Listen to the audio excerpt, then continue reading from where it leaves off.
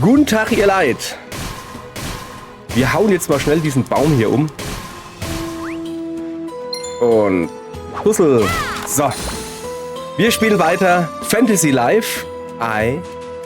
Wir sind immer noch in der Wüste und eigentlich will ich darüber gehen, aber ich kann ja mal kurz hingehen. Das ist gefährlich. Weil... das kostet... Ich wollte es doch nur zeigen. Das kostet sehr viel Energie. Wir brauchen ein Reittier. Und der da, der Hannibal Lector, der hat gesagt, wir brauchen ein Reittier und wir sollen mal zu dem da gehen. Machen wir jetzt das. Hallo Phantom Colin. Tust jetzt aber nicht Schlager singen, oder? Ich wusste natürlich, sorry, das Wort natürlich war gerade ein bisschen seltsam ausgesehen. Ich wusste natürlich, dass wir uns treffen würden. Wundert dich das? Durch meine Sterndeutung sah ich, dass mir eine schöne Begegnung zum Glück habe ich mich heute schon geduscht. Die Sterne sagten mir, dass ich dir zur Seite stehen soll. Ich freue mich darauf, mit dir Abenteuer zu erleben. Und jetzt soll ich den Wander-Hannibal besiegen? Moment. Gehst du jetzt nicht mit? Ja, komm. Komm. Ah ja, da ist er. So, jetzt sollen wir den Wander-Hannibal besiegen. Du bist jetzt... Moment, hä? Zuallererst mal... Oh, eigentlich... Ja. So. Hallo, Wander-Hannibal. Du hast nun Hilfe von Phantomfreunden? Wir hätten nicht so viel verraten dürfen. Aber wir lassen uns nicht unterkriegen. Wir geben das Schönheitsserum nicht her. So, Kampfbeginn. Moment. Ich bin noch gar kein Kämpfer. Jetzt hat.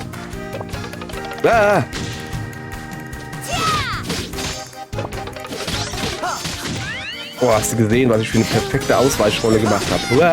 Hast du gesehen, wie der mir gerade die Uhr macht? Bleib stehen.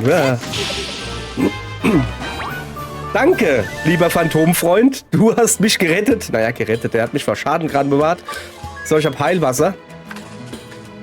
Verloren. Oh, mein schöner Hannibal-Körper ist mit Kratzern übersät. Jetzt heilt er. Deswegen ist es Heilwasser. Also, wir bringen das Heilwasser mal dem da. Also, da drüben, da ist so ein... Also, zuallererst mal sind da Gegner. Und das geht ja gar nicht. Die müssen alle weg. So, siehste. Dem guten Wolf mit dem großen Gesicht. Der hat ja nur ein großes Gesicht, weil er ja von einer Biene gestochen wurde. Und deshalb braucht er Heilwasser. So, mach mal... Nein, mach mal bitte weg hier. Ich will dem keine Angst machen. Der Humbert. Da ist er. Ich danke euch. Ich werde das Wasser sofort benutzen. Jetzt zeig ich mal her. So, Platsch, rauf aufs Gesicht damit. Schön einreiben. Ja, schon viel besser. Das Gesicht passt wieder zum Rest meines Körpers. Ja, geht so. Also so viel kleiner ist es nicht. Außerdem fand ich es vorher irgendwie witziger. Jetzt ist das Handelshaus Humbert wieder eröffnet. So. Was für ein Haus? Ach, ich habe mich noch gar nicht vorgestellt. Ich bin Humbert vom Handelshaus Humbert. Zum Dank für eure Hilfe schenke ich euch mein Kamel. Weiß das Kamel das? Hoffentlich werde ich hier nicht seekrank. Also dann, haltet dem Handelshaus Humbert auch weiter in die Treue. Ja dann, weg ist er. Reittiere wurden freigeschaltet. Wenn du auf dem Reittierbildschirm eines registrierst, kannst du während deines Abenteuers linker Button drücken, um dich drauf fortzubewegen. Wo ist denn das Kamel? Okay, das ist schon recht. Kann man auch rennen? Aha, mit weißen Dingern am Bobbes rennt das dann. Okay. Und wenn da jetzt ein Gegner ist, wie das da unten?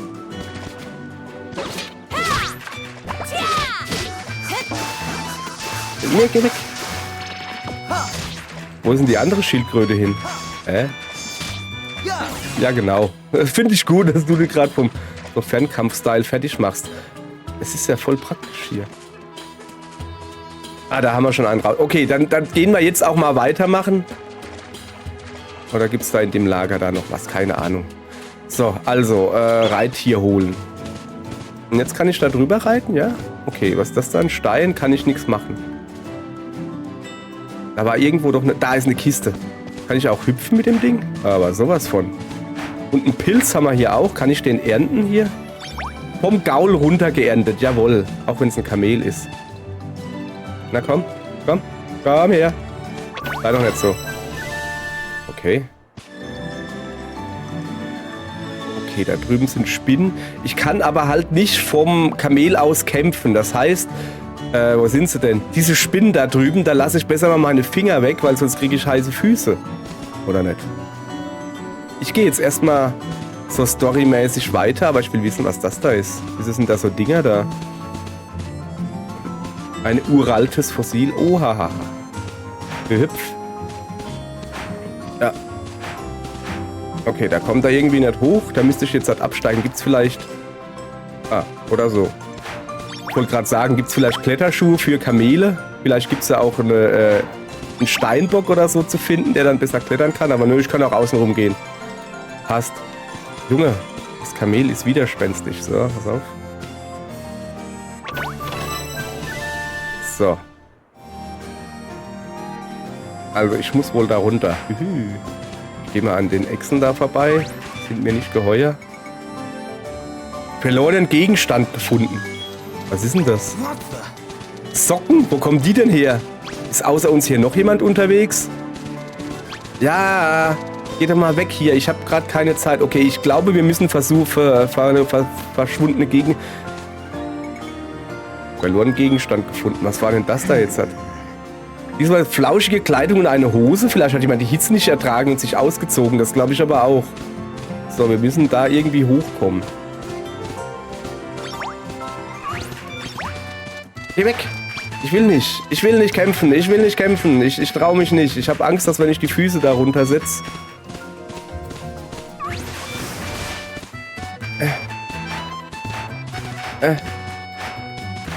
Geh doch da hoch.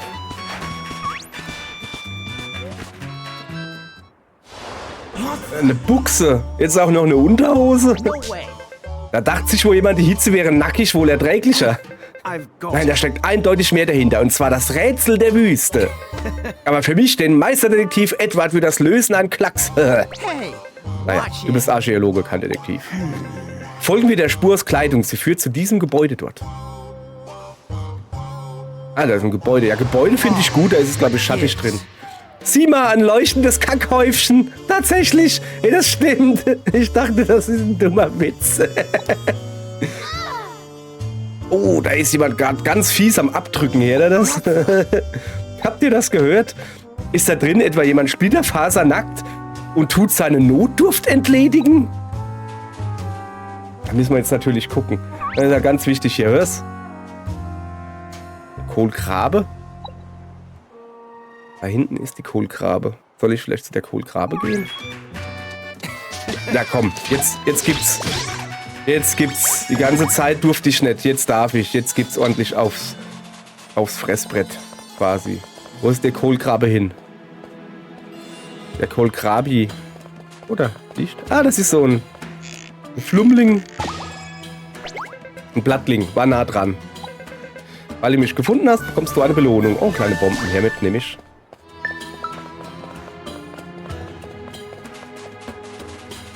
So, also wir gehen jetzt erstmal da rein. Mal gucken, was da ist. So. Wir gehen ins leuchtende Kackehäufchen. Eigentlich ist das ja ein leuchtendes Kackehäuschen. Häufchen. Ein Häufchen. Oho, ein Schrein. Ich meine, oho, ein Schrein! Nicht? Ich fand ihn witzig. So. Das sieht mir aus wie ein Job. Für mich.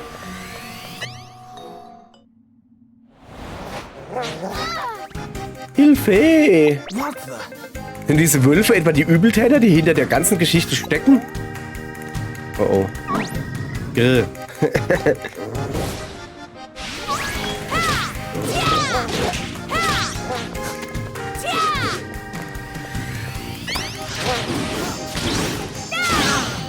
So. Komm, du kriegst auch noch ein paar drauf. Zack. Erledigt. Denen hast du es aber gezeigt. Gut gemacht. Ich danke euch. Ihr wart meine Rettung. Ja, das war doch Ehrensache. Sicher genierst du dich ganz nackt. Wir würden dir ja gerne deine Kleider zurückgeben, aber... Nackt? Was redest du denn da? Das sind nicht meine Kleider. Die waren nur in mir drin. Was ist denn das? Eine sturköpfige Kommode. Ja, dann. Wurde die Kommode etwa von dieser Krähe hergeschleppt? Ah, das ist also des Rätsels Lösung. Nee, was? Erklär's mir auch. Die Krähe hat sich auf diesen Kontinent teleportiert und hat die Kommode zu diesem Schrein gebracht. Dabei ist Kleidung aus den Schubladen gefallen. Ja, soweit, das ist nicht das Problem. Das Problem ist nicht, dass da Kleider aus einer wie heißt das, Kommode fallen, sondern dass die Kommode mit mir redet. Das ist das Problem. Somit hätte ich das Rätsel der Wüste gelöst. Wow, Meisterdetektiv Edward, aber sowas von. Allerdings haben wir ein neues Rätsel zu lösen. Warum kann diese Kommode sprechen? Welche Technik steckt dahinter? Ja, sag ich doch, das ist das Problem.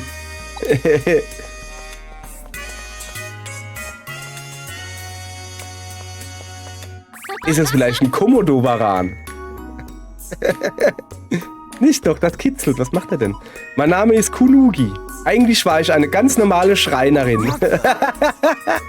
Soll das heißen, du warst mal ein Mensch? Ja. Wie ich zur Kommode wurde, weiß ich auch nicht genau. Und ich konnte niemanden fragen. Ihr seid die Ersten, die mich verstehen können. Mit ihm? In Trips Maske scheint eine Art Übersetzungsmaschine zu sein. Vermutlich empfängt sie deine Stimme und wandelt sie um. Auf jeden Fall war es wohl Schicksal, dass wir uns begegnet sind. Würdet ihr mich vielleicht mitnehmen und mir helfen? Ja. Selbstverständlich, sorry, aber die will jetzt bestimmt noch, dass wir ihre Geschwister retten. Den kleinen Stuhl und den Wohnzimmerschrank oder so, keine Ahnung. Keine Angst, wir finden schon raus, wie wir dich wieder zurückverwandeln können. Ich danke euch. Ich will mich auch etwas nützlich machen. Ihr könnt gerne Kleidung oder euer Erspartes in mir aufbewahren. Ja, was ist denn jetzt, wenn ich jetzt meine Socken in die reinmache und dann verwandeln wir sie in einen Mensch zurück? Wo sind dann die Socken? Okay, egal. Contenance. Du hast die sturköpfige Kommode erhalten. Contenance, habe ich gesagt. Ja, im leuchtenden Kackehäufchen haben wir eine sprechende Kommode gefunden, die gern Socken isst. Aha. Knochis Stimme. Okay, der ist hier irgendwo. Das war doch gerade Knochis Stimme. Klingt, als hätte er Schmerzen. Erfüllst du die Aufgaben der Schreine in Gigantien, erwarten dich einige mysteriöse Begegnungen. Halte immer Ausschau nach interessanten Orten. Ja, machen wir. So. Also, lass uns schnell weiter. Ich sag dir, was ich mache.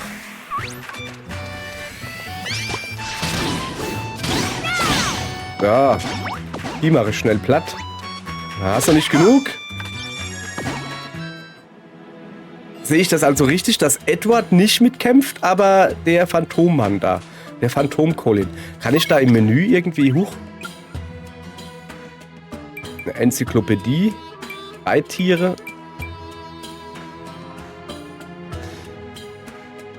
Ich krieg nach 7 Spielstunden einen Eintrag, um auf den Titelbildschirm zurückzukehren. Will mir das Spiel irgendetwas sagen? Ich weiß es nicht. So, wir liefern mal das Reittiere. Das machen wir mal hier hin. So. Ja, ich habe hier ein bisschen sauber gemacht, oder wie das heißt. Ja, aber ich hätte gern... Was ist denn Enzyklopädie überhaupt? In der Enzyklopädie kannst du Daten von Monstern, die du bereits besiegt hast und von Sammelmaterialien, die du abgebaut hast, ansehen. Darüber hinaus findest du hier auch die Profile deiner Freunde. Aha. Ich muss gar nicht, dass ich Freunde habe. So. Voll viel schon. So, ja. Lassen wir das mal gut sein. Was passiert denn, wenn ich da jetzt nochmal reingehe?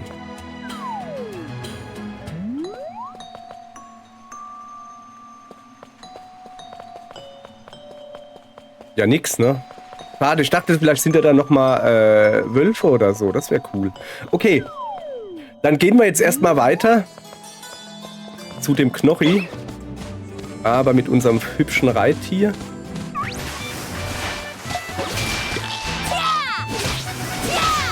So.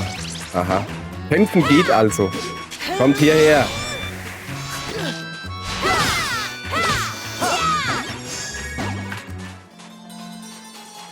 Oder gilt das nur für den gelben Boden da? Bin gerade ein bisschen verwirrt. So. Wo muss ich denn hin? Darüber? Komme ich da nicht gerade her?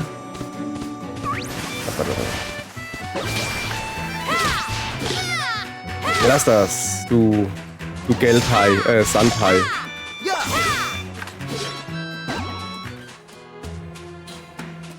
Ist da irgendwie noch was Interessantes? Ach, da drüben liegt er doch, Mann. Der Knochi. Komm mal her, Knochi. Mein Kleiner. Da ist er doch. Nimm das. Meinen strahlenden Blick. Wieso macht die dem weh? Wir haben doch besprochen, dass das unser Freund ist, oder etwa nicht? Hey da, was soll das? Hör auf, Knochi weh zu tun.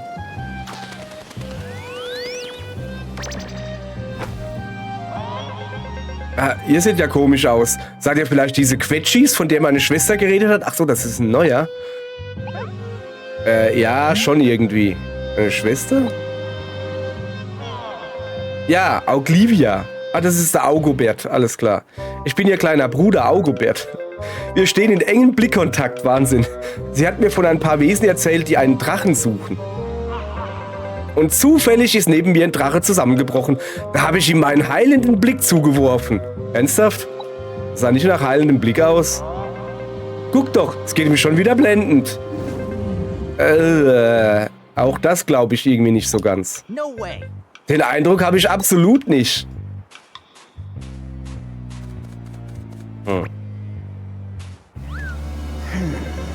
Da steckt doch was in seiner Nase fest. Alright. In solchen Situationen hilft nur Operation Nasekitzeln.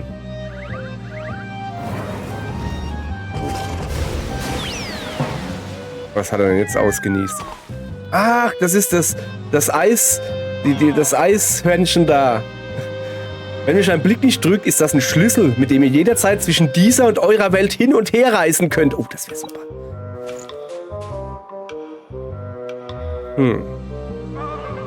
Bei uns seid ihr jedenfalls immer willkommen. Wir sind doch Freunde, oder nicht? Weiß nicht, Augobert. Also irgendwie, so. Solch eine Kraft besitzt dieses Juwel also. Piep, piep. Was bibiebt denn? Mein Hintern bibiebt.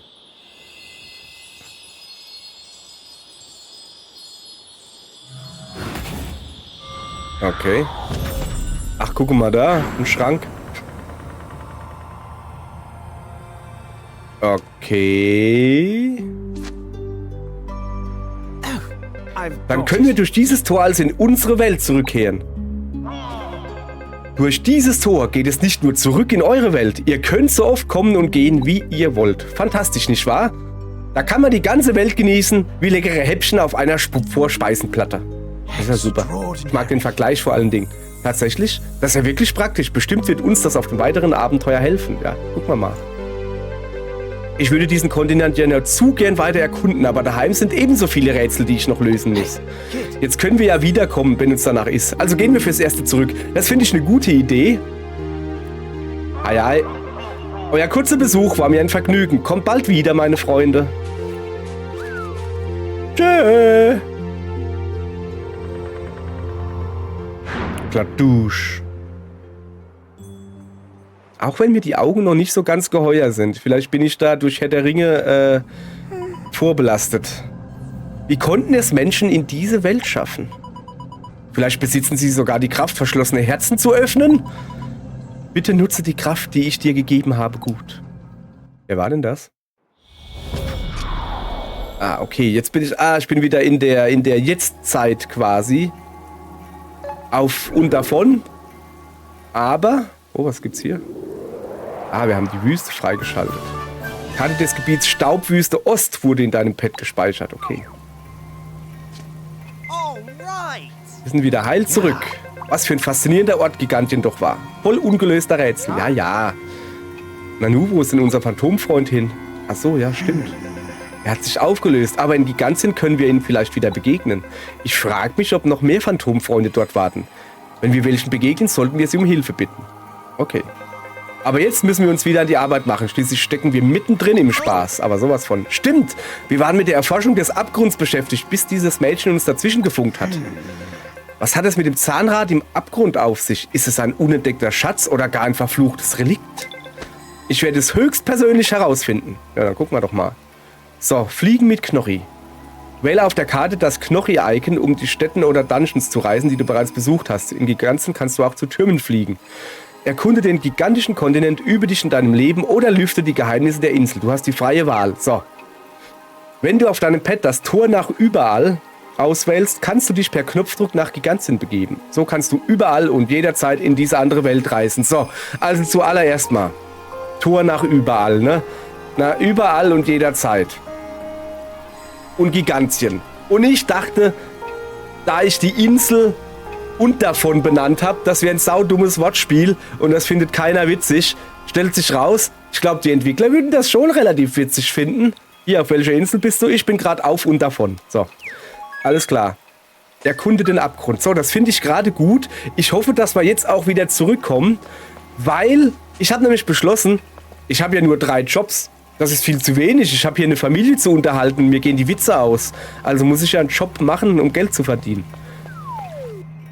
Und deshalb dachte ich so, ich tue einfach alle Jobs annehmen und dann habe ich immer was zu tun. Ist das nicht wunderbar? Freut sich da nicht das Arbeitgeberherz? So, ein bisschen flotter hier.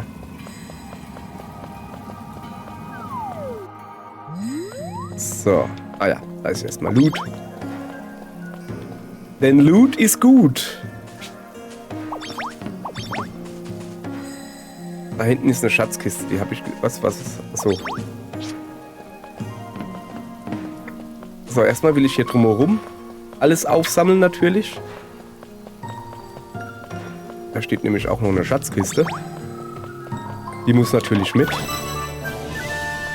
Ein Genesungstrank, da werde ich weiträumig dran vorbeigehen, weil ich will ja noch Sachen aufsammeln. Hüpf. Wo kommt man denn da hin? Also ich müsste eigentlich in das andere... Oh.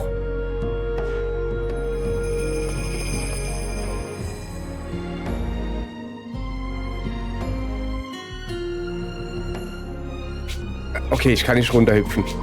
Ach, so ein Glück. Wir müssen das jetzt probieren. Ich habe schon Angst gekriegt, dass ich jetzt 2 Arten habe, wie es weitergehen könnte. Aber nee, Glück gehabt. Da war noch ein bisschen was zu looten, das sehe ich gerade. Achso, die erscheinen wieder, das Zeug.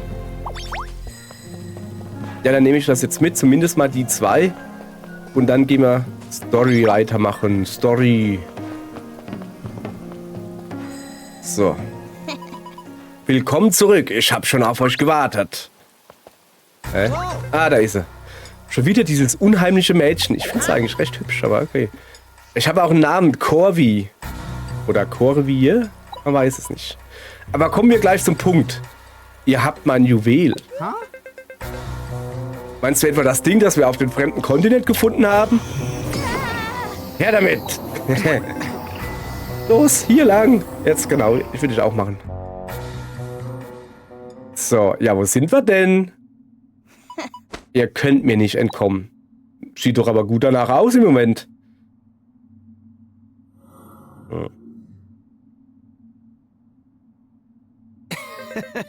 Scheint, als hätten wir es geschafft. Das ist alles viel zu viel Stress. Oh, was ist das?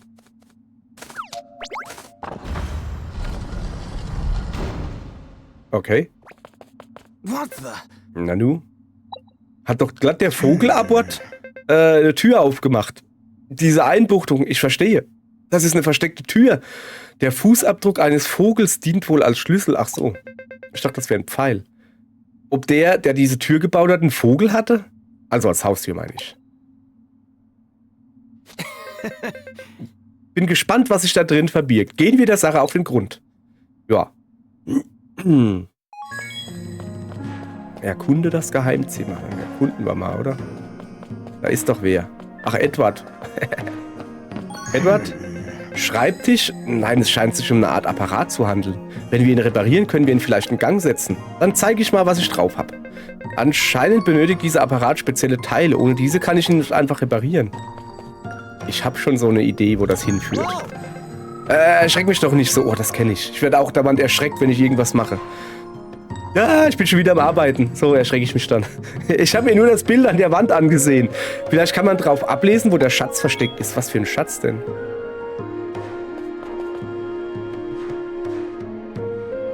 Da ist ein Mensch und da ist eine Ampel. Okay, da ist was.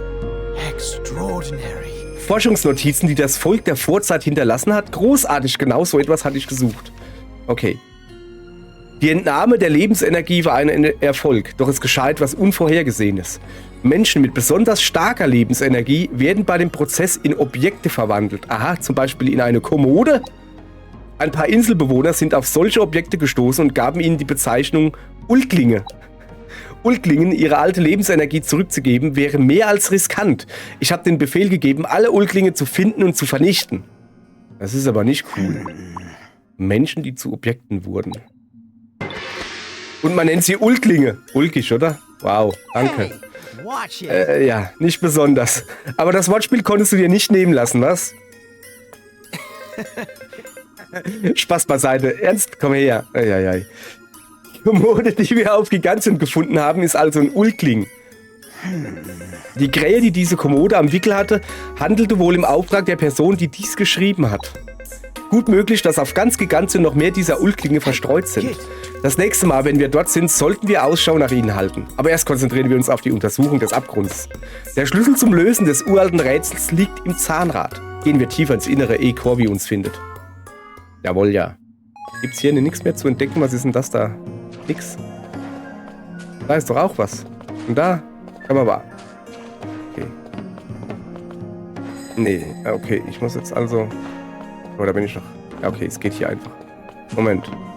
Da habe ich noch nicht geguckt. Gerät, das einem Schreibtisch ähnelt. Macht keinen Mucks, dass jemand auch dran schiebt oder zieht.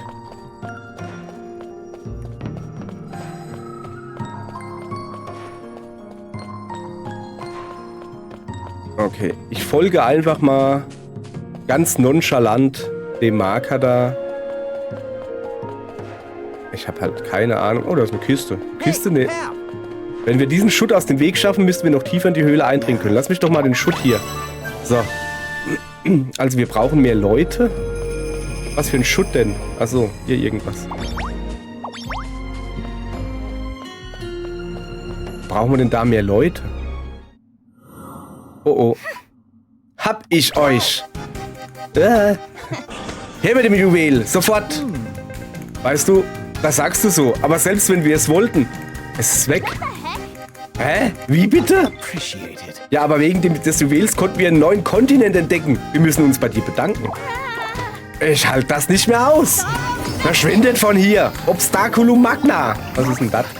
Warte. Lass uns vernünftig reden. Ja, die sieht auch genauso aus, als würde sie vernünftig reden. Ja, bleibt mir vom Leib. Edward. Ausgezeichnet. Jetzt können wir in Ruhe reden.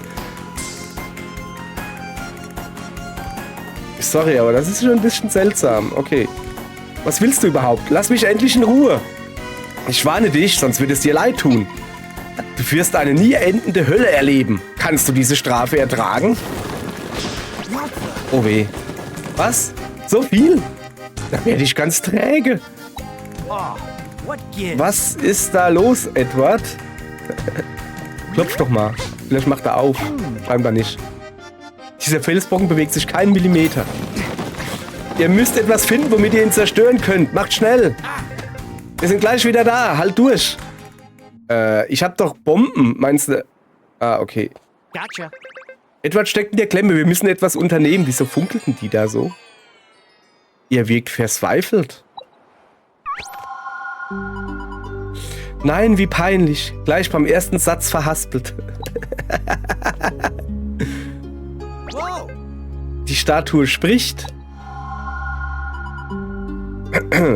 Fangen wir doch mal von vorne an. Ihr wirkt verzweifelt, aber vielleicht kann ich euch weiterhelfen. Wenn ich mich nicht irre, habt ihr ein Fragment der Hoffnung bei euch. Zeigt es mir. Was ist denn ein Fragment der Hoffnung? Ein besonderes Objekt, in dem eine besondere Kraft liegt. Manche Menschen würden es Ulkling nennen. Ach so. Keine Ahnung, was das sein soll, aber wollen wir es mal versuchen? Ja klar. Hier, meine Kommode. Da sind noch meine Socken drinne.